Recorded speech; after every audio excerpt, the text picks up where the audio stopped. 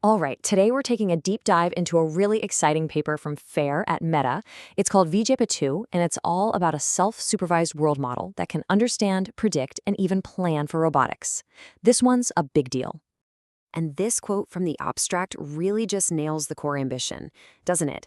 The whole idea is to build agents that can develop an internal model of the world, kind of like we do. And the key here is that they do it mostly by watching things happen, not by needing tons and tons of direct, hands-on interaction and specific rewards for every little thing. So here's how we're going to break this down. First, we'll touch on the why, the challenge of world models. Then we'll get into the V-JEPA-2 approach itself. After that, we'll see how they scaled this thing up using internet video, and then how they conditioned it for planning. And finally, we'll look at the results, which are pretty impressive. Okay, so first up, the world model challenge. To really get why V-JEPA-2 is so cool, we have to understand the problem it's trying to solve. The idea of an AI with an internal model of the world, that's been around for a while. But as we're about to see, the older methods hit some serious roadblocks. So what were those roadblocks? Well, for one, a lot of the previous models were super dependent on real-world robot interaction data. And let me tell you, that stuff is expensive and a massive pain to scale. The other big problem was with generative models. They got bogged down trying to predict every single pixel. Think about it. That's not just computationally insane. It's also really inefficient. You're wasting all this power trying to predict totally random stuff, like how the leaves on a tree are going to rustle. It's just not the important part. And that's where V-JEPA-2 comes in, with a completely different angle. Instead of trying to brute force the pixel prediction problem, the researchers just changed the game. The core idea here is to stop predicting pixels and start predicting abstract representations. This is all built on something called the joint-embedding-predictive architecture, or JEPA. The name sounds complex, but the idea is actually pretty elegant. You're working in this abstract, learned space, and the model's job is to predict the representation of stuff that's missing, not the actual pixels. It's a fundamental shift. Okay, so this comparison really drives the point home. On the right, you've got the old way.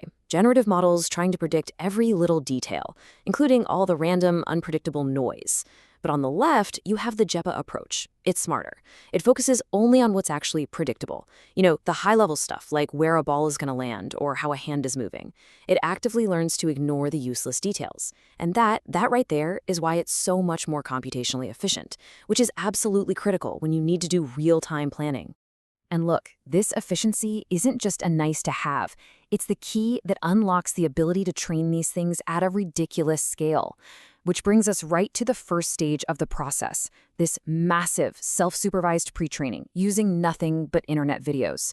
No action labels, no explicit instructions, just watching. So let's unpack what's happening here. The model gets a video clip, but huge chunks of it are blacked out, they're masked. This masked clip goes into an encoder. Then a separate predictor module comes in. Its only job is to look at what the encoder saw and guess the representation of what's in those blacked out areas. And to learn, it compares its guesses to the real representations, which come from a target encoder. That target encoder, by the way, is a slowly evolving average of the main one. It's a neat trick to keep the training process stable. This is a perfect example of what I'm talking about. On the left, you see the original video. On the right, that's what the model gets to see. It's full of holes. And again, the key is it doesn't have to perfectly repaint the dog's fur. It just has to predict the high-level concept, the semantics, and the motion of what should be in those missing spots. And when we talk about scale, we're talking about scale. Over 1 million hours of video. Just let that sink in for a second. It's this massive amount of just watching the world that lets the model build this incredibly rich, intuitive understanding of physics and how things work, all before it's even been introduced to a robot. So how did they get there? Well, it turns out there were 4 key ingredients to their scaling recipe. First, they just threw more data at it, a lot more, from 2 million to 22 million videos. Second, they scaled up the model itself, going from a 300 million parameter model to one with over 1 billion.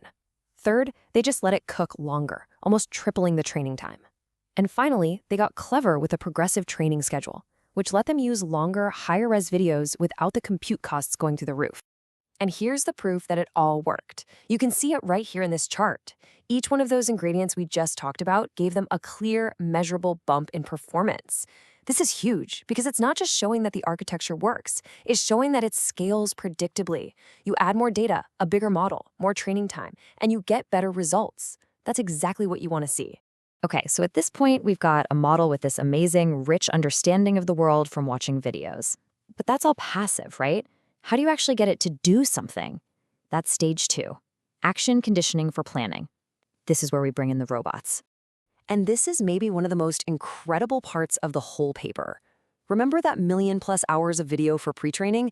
Well, this next stage, the part that actually teaches it about robot actions, takes less than 62 hours of data. The data efficiency here is just off the charts. Here's how they do it. They take that massive encoder that learned from all of the videos, and they freeze it. Its work is done. Then they basically bolt on a new, much smaller predictor. This one is called V-JEPA-2 AC for action conditioned. And its job is simple. Given the current state and a potential robot action, predict what the next state will look like in that abstract representation space. It's learning cause and effect for robotics, using the foundation it already has. So after all that, you have this incredibly elegant 2-stage system that's ready to go. So now for the fun part. Let's look at the payoff, the SOTA performance, and see how this thing actually performs in the real world. So how does it plan? It's actually a really clever setup. You give it a goal, like an image of what you want to happen. The model then basically plays out different action sequences in its imagination in that abstract space. It's looking for the sequence of moves that gets its imagined future as close as possible to the goal you gave it.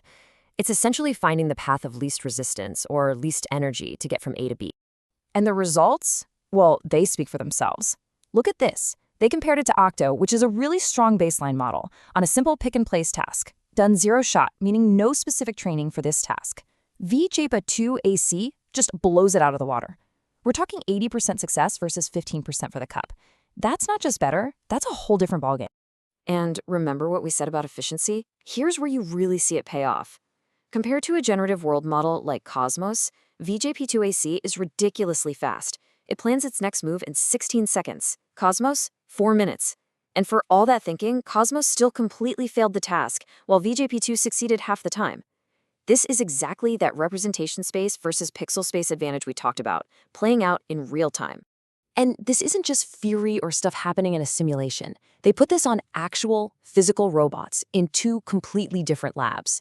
These were environments the model had never seen before, with objects it had never seen before, and it worked. 0 shot right out of the box. That ability to generalize is just, wow, it's a huge step forward. So there's no question V-JEPA-2 is a massive step forward. It really proves that this whole idea of building a world model from self-supervised observation can lead to incredibly efficient and general robotic planning. But, every solution opens up a new set of questions. And the big one the authors leave us with is this. How do we get these models to handle really long, complex tasks? When you're planning a lot of steps into the future, tiny prediction errors can stack up and throw you way off course. So how do you solve that without having to hand-hold the model with a bunch of intermediate goals? That's the next big mountain to climb.